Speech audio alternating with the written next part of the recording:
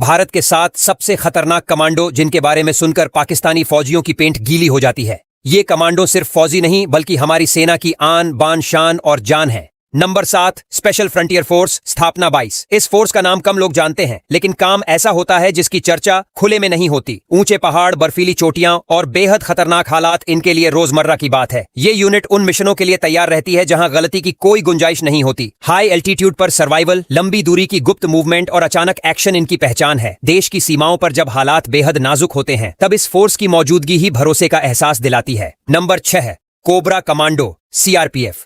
Cobra commando को jungle warfare का master माना जाता है। घने जंगल, पहाड़ी रास्ते और घात लगाकर हमला करने वाले हालात इनके लिए नए नहीं होते।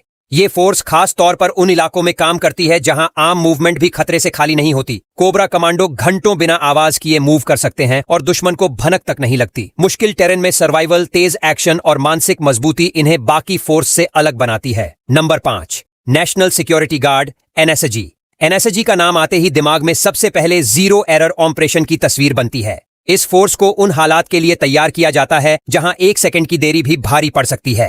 हाईजैक, आतंकी हमला या बंधक स्थिति, हर सिनारियो के लिए इनकी ट्रेनिंग बेहद सख्त होती है।